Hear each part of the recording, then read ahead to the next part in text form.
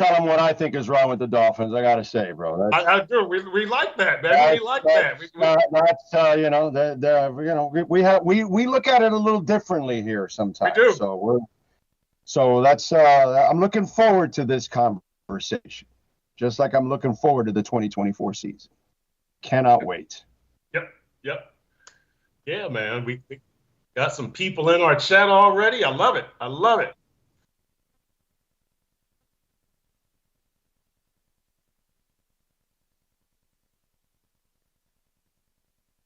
Let's do it.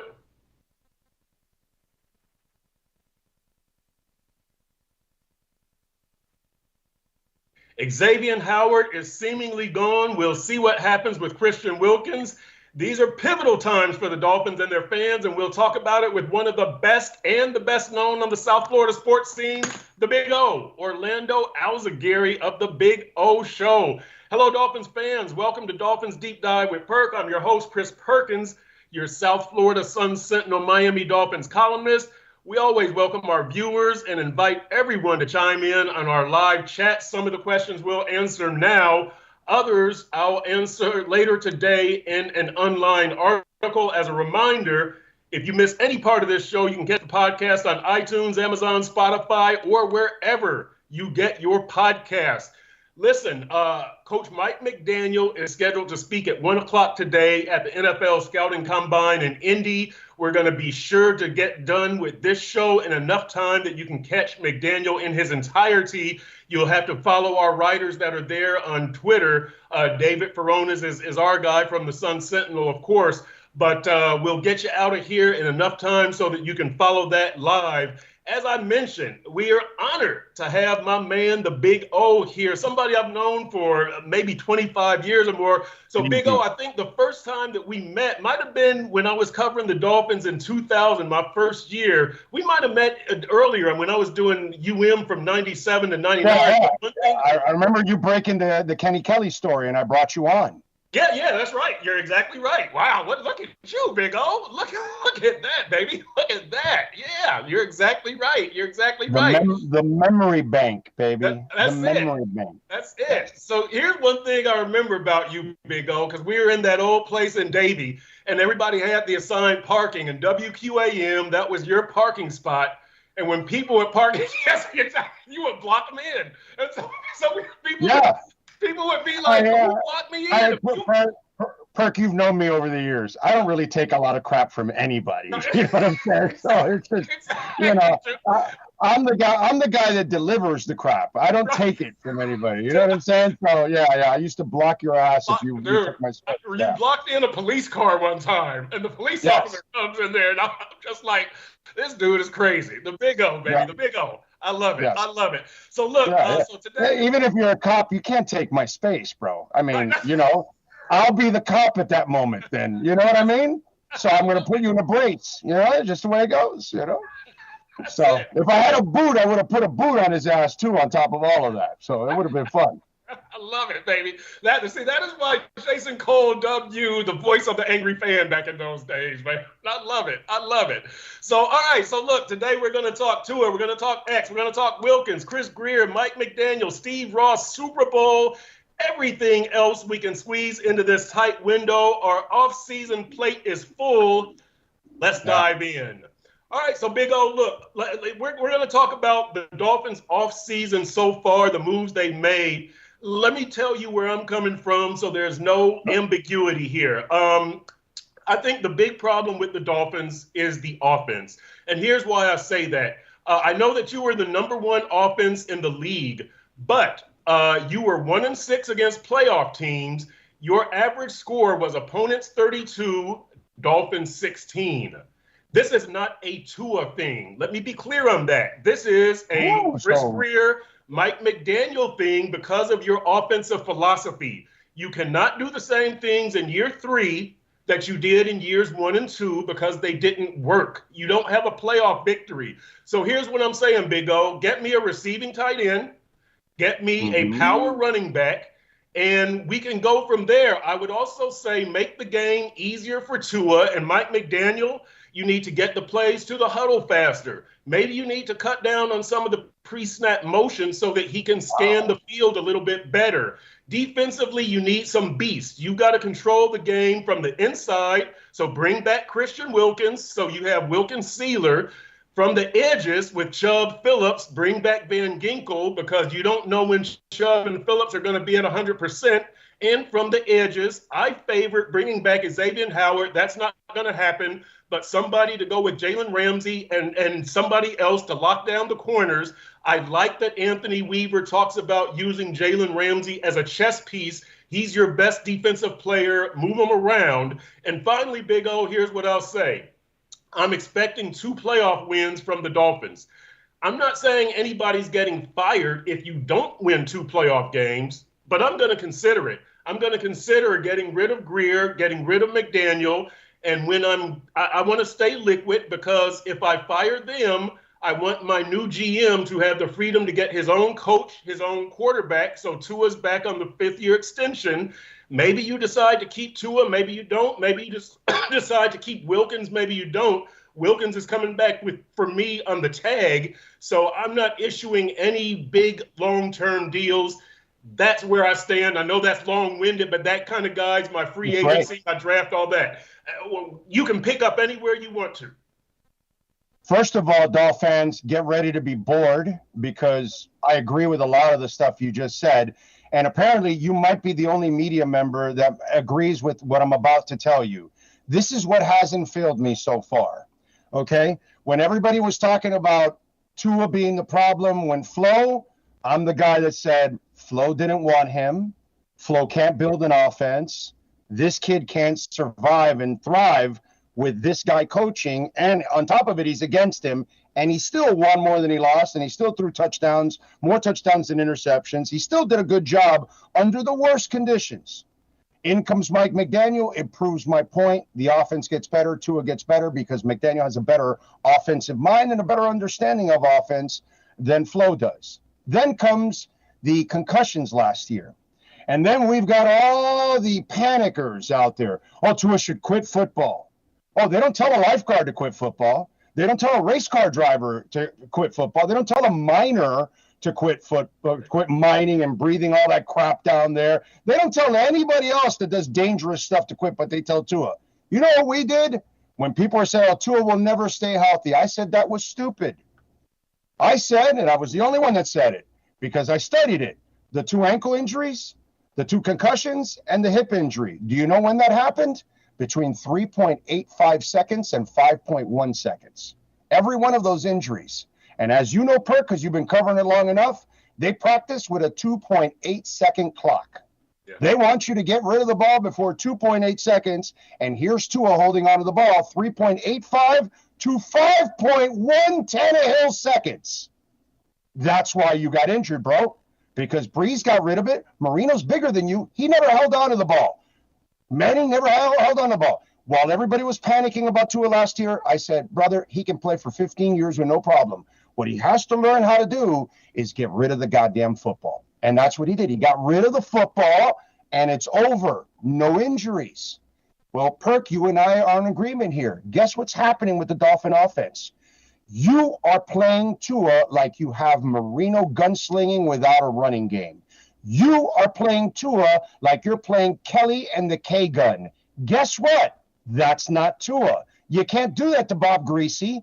You can't do that to Drew Brees. You can't even do it with Josh Allen. I used to say stupidly, oh, my God, they're running Josh Allen like crazy. That guy's going to get injured. But guess what? Brian Daboll knew that that's the only way you can play him. Ken Dorsey didn't. Ken Dorsey tried to make him a passer, put him out there 40 times throwing the ball, and guess what was happening? Turnovers all over the place. In comes Joe Brady, and he's, no, we're going back to him running. Why? Because he's not an accurate passer to be passing the ball 40 times like Marino, like Kelly, like Mahomes. He's not those kind of guys.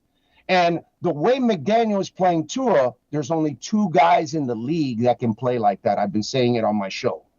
Mahomes and Joe Burrow. That's it. Those are the only 2 that I would trust to gunsling without a running game or anything. And not only are you gunslinging, you're gunslinging directly to Tyreek Hill constantly. So now you're telegraphing to the defense. And this is why he's constantly throwing into double and triple teams at times, which makes no sense because mathematics tell you someone else is open. So find the someone else. And don't tell me you can't use it because Mike Gesicki caught 70 balls 3 years ago. Under Mike McDaniel, he refused to put him in the offense and use him one way or another. And that's on Mike McDaniel. The problem with the Miami Dolphins is Mike McDaniel. That's the problem. He does not understand how to use Tua the proper way, and he doesn't even know how to use his team. He doesn't have awareness. He doesn't know to take off Chubb off the field and many others in a game that is meaningless. He doesn't know when to stay with the run. He can't win a challenge. He sends in plays late, which by the time you send them in late, you can only line up and play that play. You have no time to change protections. You have no time to change the play. And if they guess the right play, you're screwed. Mike McDaniel, did you see what Sean McVay is doing? Did you see what happened this past week? Last week, what he did? He hired a game strategist because he sucks at it, and he admits it.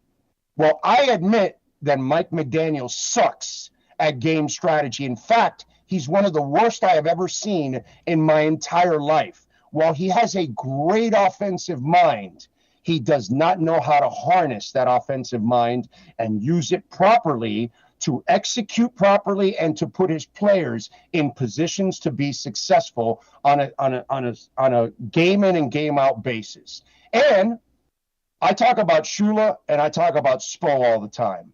How you give them whatever they have and they make chicken salad out of chicken, you know what. Mike McDaniel only knows how to make chicken salad with chicken salad. He doesn't know if you give him different ingredients, he refuses to adjust. He doesn't adjust in second halves either, by the way.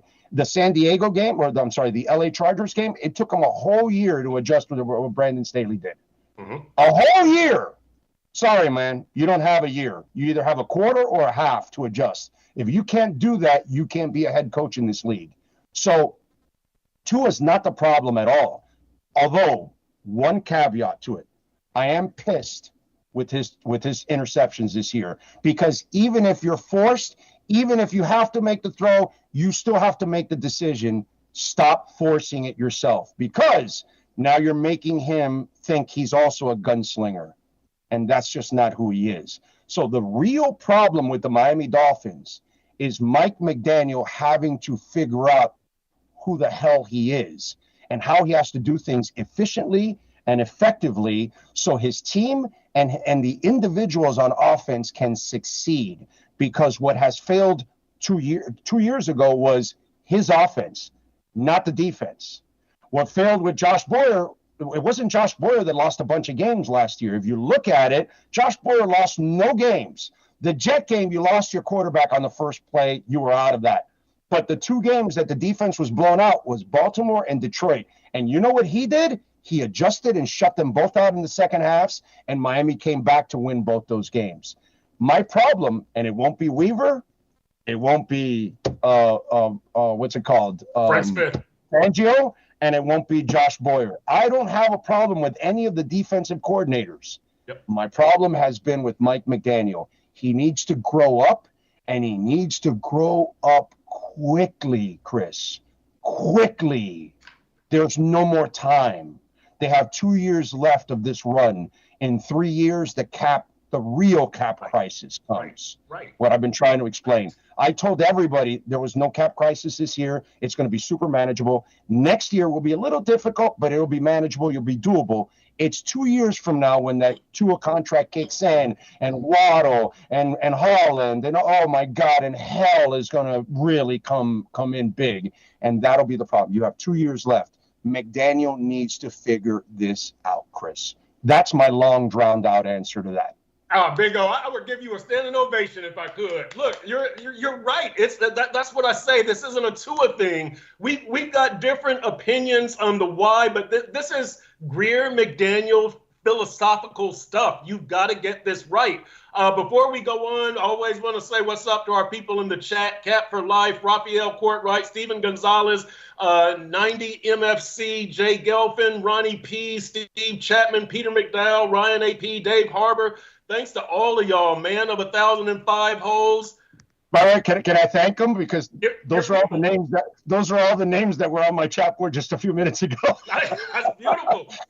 So thank you guys. You switched over. I appreciate you. Thank you. That's a beautiful thing, baby. That's a beautiful thing, man. We got some of our regulars, some of y'all's regulars. So look, here's what I want to do. I want to go to a couple of these. Man of 1,005 holes says Tua has more interceptions because he was forcing them to Hill when Hill was double or triple covered. That's what you said. That's what I think. So let me ask you this, Big O. I agree with you on McDaniel. Is it because McDaniel is young and he is not? Yes, he's learning, right? It's not that he's a bad coach. So here's what I want to ask you also on that. What do you think of Steve Ross hiring Mike McDaniel to go to Dolphins University? You gave him all of this talent, all of these draft picks. When LeBron went to Heat University, at least you had 4 finals and 2 titles to show for it. Did you give him the keys to the car too early? If you thought you were eventually going to go for it, should you have hired a more veteran coach, or are you patient enough to ride this out with Mike McDaniel? I'm patient with McDaniel still. I'm not on the fire him, but I'm not going to tell you, hey, bro, he's doing the job. He's not. He has to grow up and he has to figure things out, and he has to be honest about all of this. So really, it's about him looking in the mirror and saying, like Sean McVay did, and you have to fix this. I cannot continue. You can't lie to me and tell me, we didn't run enough last year. I even apologized to Mostert. And then you come back this year and you do the same thing, bro. And these are things that just drive you crazy. In one of the playoff games, there's Mostert, 8 yards, 4 yards, 3 yards, 6 yards. It's 3rd and 1 and 4th and 1. What do you decide to do? These passes. And it's like, yo, bro, you just talked about it. And that drive right there happened right after halftime, when he told the lady at halftime that we need to stick to the run to extend drives. You just told the lady that, and on 3rd and 4th and 1, you have a running back that is gouging these guys, and you decide to get cute on 3rd and 4th by passing. These are things that have to change with Mike McDaniel, and has to change right away, because it's what you're saying now. If it doesn't change, then you have to think of blowing it all up, because there's no progress. And last year you said you were going to stick to the run, and this year you did not do it when you were supposed to. Did you run more? Yes, you did. To your credit, you ran more this year than you did last year. But you still had moments where you abandoned the run. And you have to show me, bro, that you learn from your mistakes.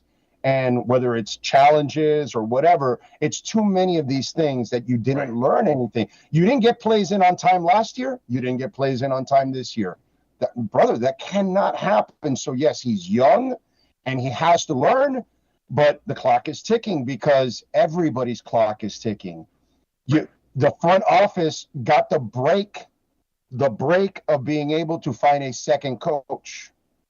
That might have been your, especially since I'm talking to a black man. Well, especially if you're a black GM, you screwed up with your coach.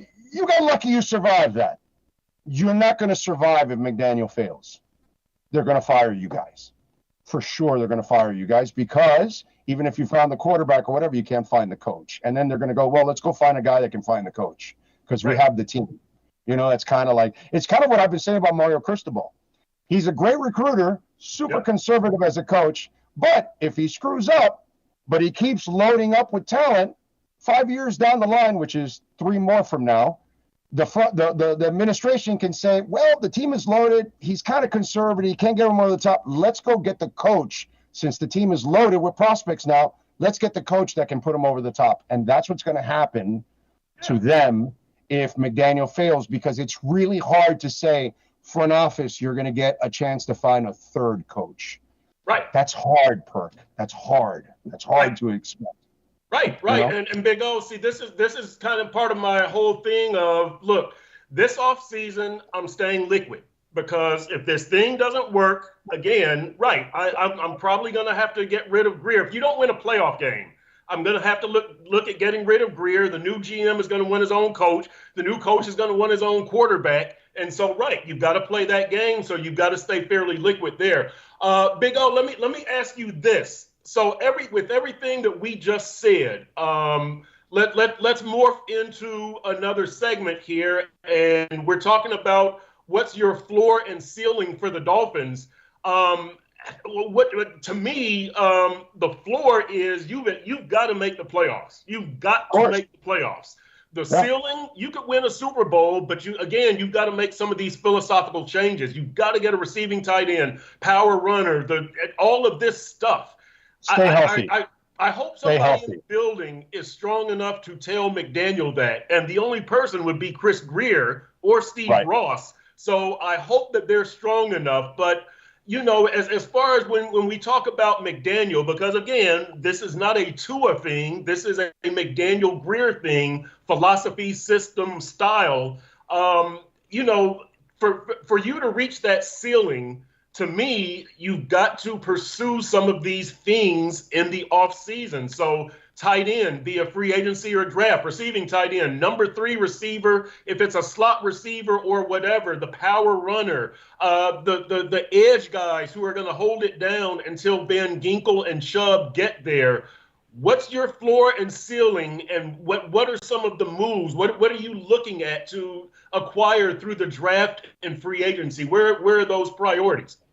Well, I won't know about the draft until I see what they do in free agency, and then I can kind of get the feel. But I'm the guy that says go sign Derrick Henry. Yep. Because you cut Wilson, and you bring in Henry. Yep. I think Wilson frees up about $2 million. Yep. And so now you have a power running game. And by the way, watch his stats. Derrick Henry purposely the last 2 years was thrown the ball more, which means he must have been campaigning for that. And so he wanted to show people that he can also be a receiver. And he's caught more balls the last 2 years than he has in most of the years before that, actually. So to me, Derrick Henry would be the guy, because I would then attack you with Henry and Mostert, kind of a thunder and lightning type of thing. Plus, maybe having Derrick Henry might be intoxicating enough for Mike McDaniel to stick to the run. Okay. And so, and then the other thing I talked about on my show today, Derrick Henry, Saquon Barkley, Josh Jacobs, Pollard, Gus Edwards, Austin Eckler, DeAndre Swift, A.J. Dillon, Devin Singletary, Zach Moss, and J.K. Dobbins. They're all available. Yep. Nobody pays running backs, and all these guys are available. So that's another reason why Derrick Henry is not going to be getting this incredible amount of money out there. So you're not really going to be competing and giving him a big salary. Plus, you get rid of Wilson. Now you have Brooks backing up Henry, and you have a Chan backing up Mostert, or Mostert and a Chan, whatever, vice versa. It becomes a more dynamic and a more powerful backfield, because you can punish them with Henry and then hit them a little bit with Brooks. You can freak them out with Mostert and then hit them with a Chan. And now you've got dynamic and power at the same time. And then the other thing I would make, you signed Anthony Weaver, didn't you? Yep. Well, go get his guy named Patrick Queen. Yeah. And put David Long and Patrick Queen in the middle of that defense. And plus, he picks up 5 sacks a year, so he's going to help you out in that area also as a pass rusher. And then you're obviously going to bring back Van Ginkel, because Phillips and Chubb have to make their way back. So you're going to have to buy yourself some time. So hopefully a young pass rusher can come up and help out a little bit with Van Ginkel. And if you add Patrick Queen with David Long, I really like the inside linebacker position. I think all of a sudden it changes in a big time way. And then Weaver, I love that he's going, part of being a great coach is adjusting to your talent. We just talked about it with Spo. Yep. If he has the scrubs, or if he has the Jimmy Butler team, or if he has the big 3 or whatever, he coaches differently for the different teams that he has, right? And that to me is part of being a great coach. And that's what Weaver talked about, that he's going to get his star corner and move him around when he has to, right? That kind of stuff. Right. That's what I was talking about with Mike McDaniel that pissed me off. Brother, I get that Gesicki doesn't fit your scheme perfectly because he doesn't block. That doesn't mean he can't receive. Right. That doesn't mean you can't use them as a mismatch. That tells me you're not a great coach yet, because great coaches find a way to use all the ingredients in there. And so that's what I like about Weaver, that he's going to mix things up. And that, I think, alone will make the defense even better. Because say what you want about Josh Boyer, he did some crazy shit at times. He did some unorthodox shit at times. Right. By the way, Fangio ended up doing that unorthodox defensive backfield 15, 20 yards back. Remember that? Right. After we ripped Josh Boyer, he did it too. But my point is, Boyer at times, when you needed a pressure, he would pressure you and force things to happen, something that Fangio didn't do against Will Levis. Will Levis, and he didn't do against Lamar Jackson, which any of us know that in those two moments, you needed to blitz a lot more and get after him. Especially, it's on tape with Lamar. I mean, Jesus Christ. I get Levis's, there's not a lot of tape, but on Lamar, there's tons of tape that if you blitz the shit out of Lamar, he's going to have problems. And these are things that these coaches have to improve, and that's what I like about Weaver. Maybe Weaver brings his guy Patrick Queen. Those are two things that I'd like to see in free agency. And yes, the third, I'm not worried about the third receiver as much as you are. I'm worried about the playmaking tight end. Yep. That's what I need. That's my third guy. Because you watch Detroit, you watch San Francisco, you watch Kansas City. Right. Yeah. San Francisco. Right. Some of the top teams, that one weapon is there. And that's always been a part of McDaniel's offense with San Francisco and other places. So, and they went after Waller 2 years ago. They wanted Laporta in the draft. I know that for a fact. Yep. And Laporta didn't fall to them, so they ended up going with Cam Smith. So they've gone after the playmaking tight end 2 years in a row. Perk, they will go after it. I think they will succeed this time around. This time around, they will make it happen. I believe they'll get a playmaking tight end because they need to bring more balance to the offense.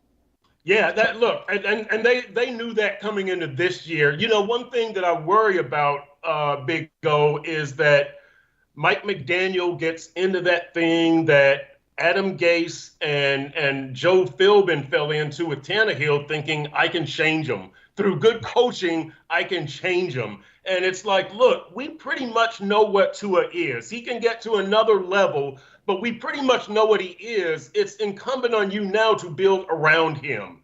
Like, you know what this offense needs. And that's what I hope with McDaniel, is that he's not so in love with his ability to coach a quarterback. He's not so in love with his offense that he doesn't make any changes. We see the defensive changes from the coordinators and the styles that they play. This offense hasn't changed in 2 years. It hasn't. You haven't gotten the tight end. You haven't gotten the power run game. You haven't changed the throws. You haven't changed how you attack. You haven't changed anything. Now, look, I give him credit. The penalties have gone down year one to year two.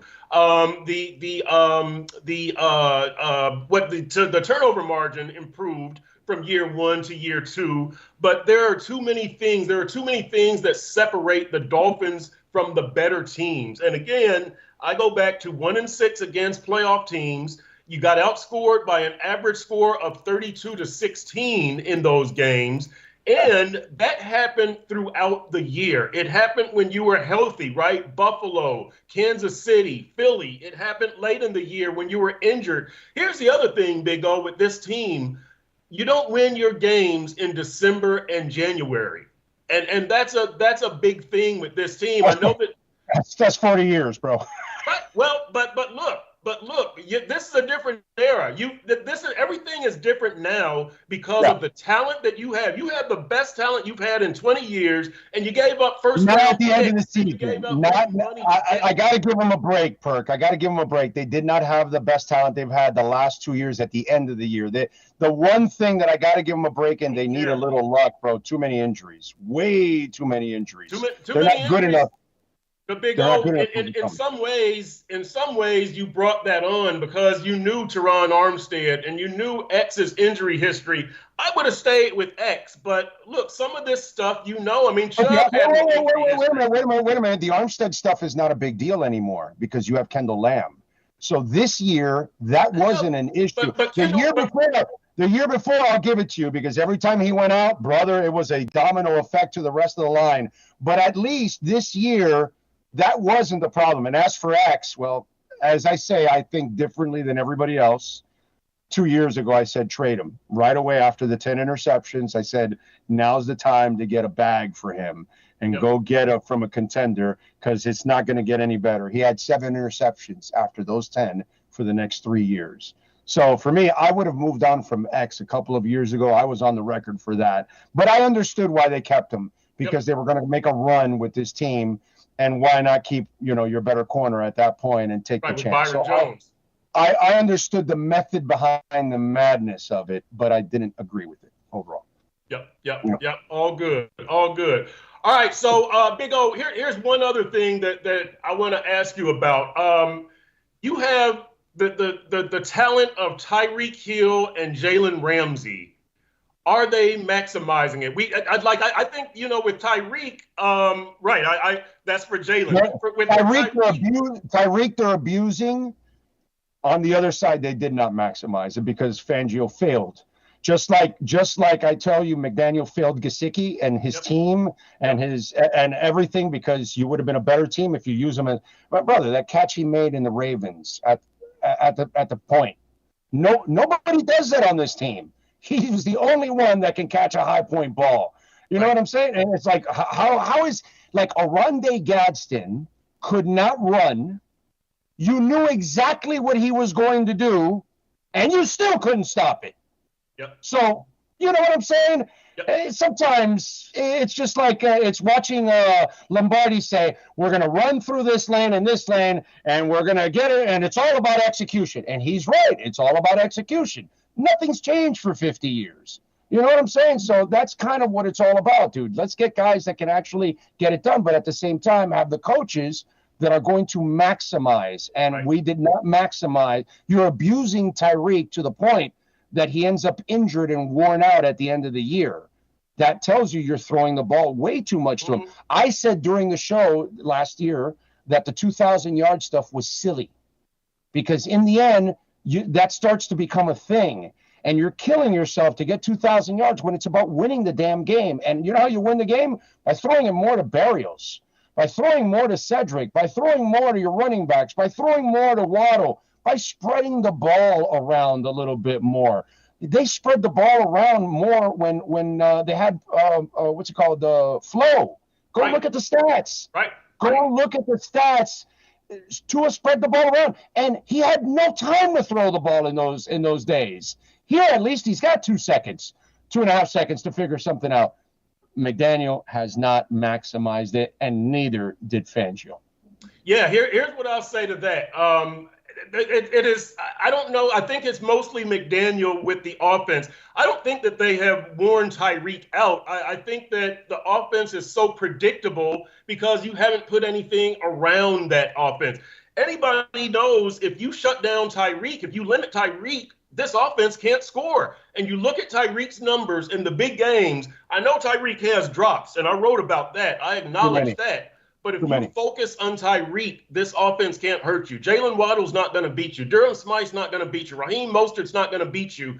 That's why they've only averaged 16 points in those 7 games against playoff teams, because they shut down Tyreek, and there's nothing else to this offense. So that's why I want to see the receiving tight end, a slot receiver, just a better number 3 receiving option. I really don't care if it's a running back, a slot receiver, or a tight end. Just give this offense something else. Give the defense something else to think about. So that's one thing there. And then as far as the defensive, I agree with you on the Jalen Ramsey that you had this chess piece that you didn't use. Now, having said that, I have to give Vic Fangio some credit, because you ended up with a number 10 defense. And the first 7 games you played without Jalen Ramsey, and those last, 3 or 4, I don't know who the heck was out there on the field. So he did a good job overall. So how many games did he really have a full complement of defense? A handful, and you still end up at number 10, but nobody is beyond criticism. Not Flo, not McDaniel, not Greer, not Fangio, nobody. So I do have that legitimate criticism for Fangio. Because Perk, it's moments. Like overall, McDaniel's a good coach. Now, Right. he has to fix things to really become a great coach. Vic Fangio did actually a hell of a job, but there were moments that, like, yo, dude, please blitz Will Levis. You got a 14-point lead. You're going to give it up in 3 minutes by just allowing him to sit back there. Lamar Jackson, it's on tape. Attack his ass. Okay, you're facing a number one wide receiver. You watch X. He's really not himself anymore. Brother, Ramsey can move around and move with Diggs or whoever. And let's go. Let's play opposite. You had moments to make a difference in a game, and you failed. And that's the same thing with McDaniel. You had a chance to stay with the running game, and you didn't. You got in a play late. The Ravens. Right. Brother, you're driving on their asses right before the half. You're approaching the 2-minute warning. You've crossed the 50-yard line. You're like at the 43 of the Ravens. You decide all of a sudden you want to hurry up and run a play.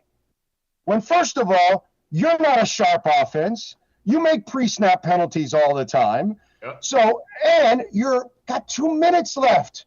What are you, in the hurry to give Lamar the ball back? No, dude, you're supposed to let the clock hit the 2-minute warning, go set a play up, waste time, burn the clock. So that way when the Ravens get the ball back, there's practically no time left. You rushed it, and what happened? A turnover. That's terrible coaching.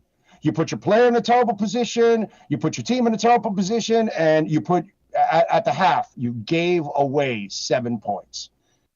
These are things that have to be cleaned up. They're moments. That's why I tell you, I don't give up on Mike McDaniel, but I'm certainly not satisfied.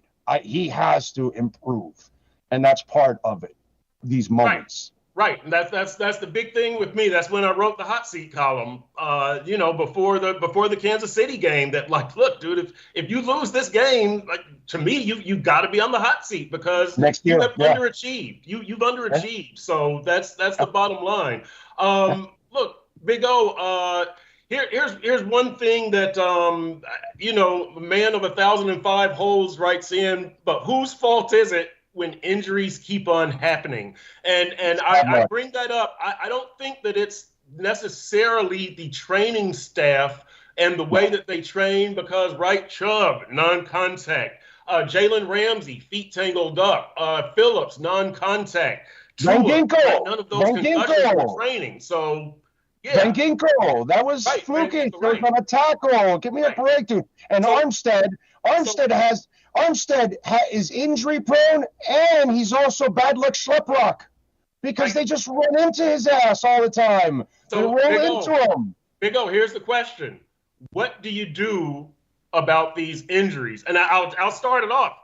Dude, I don't know. I mean, you've got to take some kind of risk. I agree with their philosophy, their all-in philosophy, 100% right. To hell with the injuries. We're trying to win a Super Bowl now. So, I mean, you have to make smart decisions about who you acquire. But, dude, it's an injury sport. It's a contact sport. Yeah, I mean, Caleb Martin gets injured all the time. Is that the trainer's fault? Tyler Hero gets injured all the time. Is that the trainer's fault? Yeah. He'd have great trainers. The Dolphins have fabulous trainers, bro. They have a great training staff. What they haven't – see, here's my problem with Man of 1,005 Holes that I know very well, and many other Dolphin fans. You're confusing bad luck with bad work, and that's not true. And what's happened was the last 2 years have been brutal on the luck side. They've had a ton of injuries. Now you're mixing in the failures of the years past. The other years, it wasn't about injuries. It was you have a chance to beat the Jets or the Bills with Ryan Tannehill to get into the playoffs. You lose both. That has nothing to do with it. Has nothing to do with injuries. Over the years, you have failed to make the playoffs because you weren't a good team. The last 2 years, you've been ravaged by injuries. That has not been the case for 5 or 10 years. Then I would tell you it's the training staff. It's just been the last 2 years have been just the worst of luck for the Dolphins. That's the only way I look at it. I'm not firing anybody in the training staff. I'm not doing any of that stuff. They're fine. They do an excellent job. It's just a matter of luck, unfortunately. Dude, Connor Williams wasn't injury prone, and neither was Rob Hunt, and neither was Austin Jackson. Crap happens, dude. Crap happens. You can't do anything about that. Yep. Here's where I will differ with you, Big O, because injuries do happen. but make the playoffs and win a playoff game. You've made the playoffs, but still, you've got it. And the way you do that, Big O, is early in the season when you are healthy, win those games so you can win the AFC East. Or maybe you can get a first-round bye, but definitely get a home playoff game. Like beat Tennessee, bro. Beat Tennessee. Come on. There you go. Hey, and look, and let me say this, too. The Tyreek thing, Tyreek got hurt against Tennessee because of a horse collar tackle and a hip drop tackle. It wasn't overused. Tyreek, but the offense was never the same after that. When the second half of Tennessee offense was never the same. So you got to diversify the offense, whether that's Breer, McDaniel, Tua, whatever. From the chat, Lo-Fi Anime NFT. Tua has not changed his distribution of the ball. Hill took Waddle's spot, 100 plus receptions, and Waddle has 70. Basically, here's what I want to know about this. Is this Tua or is this McDaniel? See, I think it's more McDaniel, and here's why. I think Mike McDaniel is so in love with the offense and the threat of Tyreek and Jalen Waddle, and they can score on any play. I don't really want to run a check down to Durham Smythe for 5 yards because these guys can take that same 5-yard reception and take it 70 to the house, but that makes you so predictable. And so that's what I say. I don't care who the number 3 receiver is, whether it's a tight end, slot receiver, running back. Get Tua some more options and make the offense easier for him. Again, whether it's getting the play to the huddle faster, less pre-snap motion, whatever. We know what Tua is. You've got to build around him. Don't think you can coach him through this. Yeah, I know Lofi well. Lofi's an anti-Tua person, just so you'll know. Lofi is one of our regulars too, yeah. Yeah, Lofi is an anti-Tua.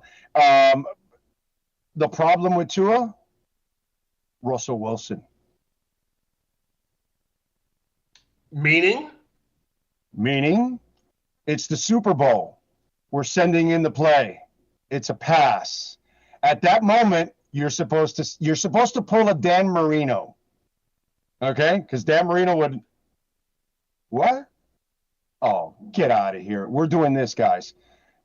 That's the moment you have. But Russell Wilson is such a decent human being, right? So respectful, maybe too respectful, that he, at that moment, see, whether you're a spy, whether you're a manager, whether you're a football player, whether you're a salesperson, there will always come a moment in your life where you're told to do something and your gut tells you something else. And sometimes you may have to go against what your parents, your teacher, your boss tells you. You say, you know, I thought about it and I think this was the better thing. And a lot of times it works out that way. And then you could go back to that person and have that discussion, why you disagreed, why you went this decision, and it works out. That day, Russell Wilson had to say, hey, Marshawn, we're handing you the ball. Let's win this. It's over. And they would have won it, right? Well, I've talked about this throughout the year. Tua has to become his own man a little bit more. And he has to have disagreements with Mike McDaniel. He needs to tell Mike McDaniel every once in a while because nobody's perfect. So you're not going to send in the right play every time. And if you're the guy on the field and you're the field general, it's your job that if it's not the right call, even if it comes from your head coach, you need to defer and say, no, we're not doing that. And that's where Tua in that Baltimore game had to say, no, we're not rushing this. No, timeout. We're going to wait to, hey, I called, no, coach, we're not going to rush this. We're going to walk off the field. Let's get prepared for the next one. That's what needs to happen. Tua has to become a little bit more of his own man because he's programmed by whatever McDaniel wants. So McDaniel's doing the remote and he's the drone. And he's just doing exactly what he tells him to do. And I think Tua needs to think. Running back, sometimes they call a play and he senses it and says, nope, this is not the one. This hole is going to be open, not this one. And he'll go another direction because his vision will lead him somewhere else. And it's not exactly what you called. I think that has to happen in Tua's life. He has to become a little bit more of his own man. And by the way, Perk, this is a disease we've all created from high school. to college to the NFL, because coaches get paid so much money nowadays. You and I grew up with giving the quarterback the authority out on the field to do whatever they want. You know, the ones that earn the right at that point, whether it was Marino or Kelly or Montana or whatever, they didn't have to look to sidelines. Every play wasn't called in. They looked, they knew exactly what was going on. They called it. They had the whole playbook right there on their wrist. They could call whatever. We've gotten to the point where we got the little signs, and we're making all the calls for all the quarterbacks all the way up to the NFL now, because the ego of coaches does not allow them to grow on their own and think on their own. We used to do that with our quarterbacks. We don't do that anymore. Now the coach at all levels thinks for the quarterback every single time. That's not a good thing, my friend. It's not a good thing. Yeah, you know what? I think that we probably make this too much about the quarterback is what I think. And that's what I think is the problem with this team is that, look, look at what Kansas City just did, right? They just traded their Hall of Fame wide receiver to you. They won back-to-back Super Bowls and beat you twice. And then their guy, Chris Jones, was in your locker room partying. Yeah. I mean, by the way, the guy they traded to us, they only got one of those victories because of him. Because Tua made the deep ball throw. That day, both quarterbacks threw for 190 yards. There weren't a lot of plays to be made. Tua made the deep ball throw right into his hands, and he dropped him. He dropped another one on the cross, but I'll give him a break on that one. And then he had the fumble for the 7 points. Tyreek lost the Kansas City game all by his lonesome. Okay, so boy, Big O, I won't go that. I won't go that far, now. I will go that far because the bomb would have been 3 or 7, and he gave up 7 with the fumble. Do the math. Big O, he lost that game all by his lonesome. Big O, this team is not equipped to beat a good team. They're just not. Like, you don't have the defense. You don't have the rest of the offense. You might not make a couple of plays, but come on.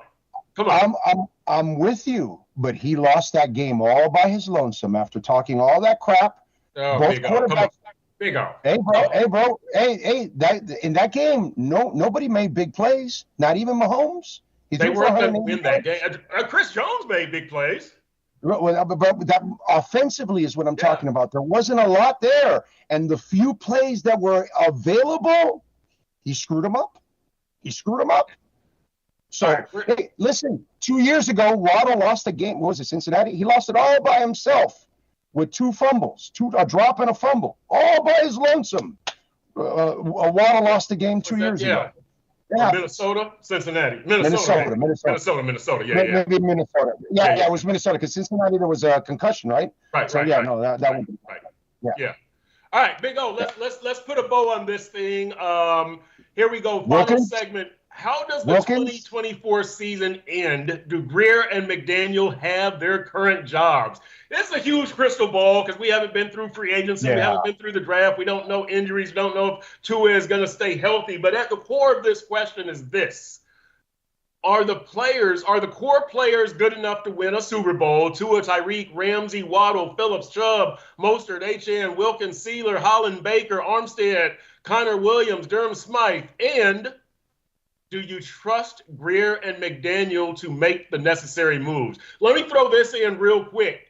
When we talk about free agency, I would keep Connor Williams and let Rob Hunt go. I'm keeping the more important player. The better player is Rob Hunt, but I want to keep my center, left tackle, right tackle together. I hope Liam Eichenberg can hold it down until Connor is healthy. Maybe you could draft the Oregon kid, whatever, but that's what I'm doing. So that's what I'm doing there. I know you disagree. That's what I'm doing there. Do they have the core players to win the Super Bowl? Do you trust Grier and McDaniel to make the necessary moves? I totally trust the front office. Grier, McKenzie, and Allen, I think they have one of the best front offices in the NFL, and they prove it all the time. So I have no problem with that. As for they do have the players. They have to add a couple of pieces. Like I talked about, you've got to add a couple of pieces to it, and I think I think you can get it done. Can they get it done? Front office, I definitely feel. McDaniel, he's got to show me that he can learn from his mistakes, and he didn't do a good job of it from year 2, from year 1. That's it. By the way, one more thing before I let you go, because I know you got to go. Christian Wilkins. Yep. Okay. Yes. I would not pay him. Okay. Best case scenario, now that they have all this space, maybe they tag him for one more year and keep him around for one more year, and Weaver uses him for one more year. My prediction is there will be no long-term contract extension. He was not happy last year, and he let them know it. Okay? And they weren't meeting his number then. And guess why I wouldn't pay Christian Wilkins? Here's what I'm going to ask you. When I pay somebody $25 million, that means I need a game plan for you. Do you game plan for Christian Wilkins? You game plan for Jason Allen. I mean, for Jason Taylor. Yeah. You game plan for Jason Taylor. You game plan for Jalen Ramsey. You game plan for Tyreek. Okay. Yeah, I'm going to pay you $25 million if I game plan for Chris Jones. But my problem is he wants game plan money. And he's not a game plan player. And go look at all his sacks. Outside of the Buffalo one, all of them were against bad teams. The Jets and the Patriots, he got like 5 sacks against those two teams. Okay, or 4.5, whatever. So, to me, that's the thing that I think people are missing out with Christian Wilkins. He's a great guy, team leader, all that energy, everything, all that. But if I'm going to pay you $25 million, $30 million a year, which is what you want, $25 million, well, I need to know, do I game plan for you? If I don't game plan for you, I don't think you're worth the money. What do you think about that, Perk? Yeah, I would bring Wilkins back on the franchise tag, and here's why. I need him. This is my 1-year sprint, and I want to pair him with Sealer, especially considering Chubb and Phillips are question marks early in the season. I've got to base my defense on something, and right now, those two in the middle are it. I don't have my edge guys. I don't know who my other corner is going to be, so... But yeah, that's it. It's a franchise tag. I'm not committing to anything long term. So if he wanted Quinnen Williams money last year, what do you think he's going to want this year? Right. Yeah. The Dolphins. You either would have signed him last year to the multi-year deal, or that's probably it. That's probably it. And save yourself money in the long run, because all it does is the price goes up every year after that. So that's why even signing Tua now is actually the best thing to do, because you'll get a better price. Because if he does figure stuff out, and I'm talking about McDaniel next year, and Tua then really shines brightly, now you're going to pay full max, whatever the hell it is. Steinberg is going to have you where he wants you. Now there's a little wiggle room, so you can actually get a better deal now long term for your team. Hey, let me ask you this then. You bring up Tua. If I'm the Dolphins, I'm still not sure that the injury thing is over. He had one injury-free season. If I'm the Dolphins, But why did he have an injury-free season? Listen.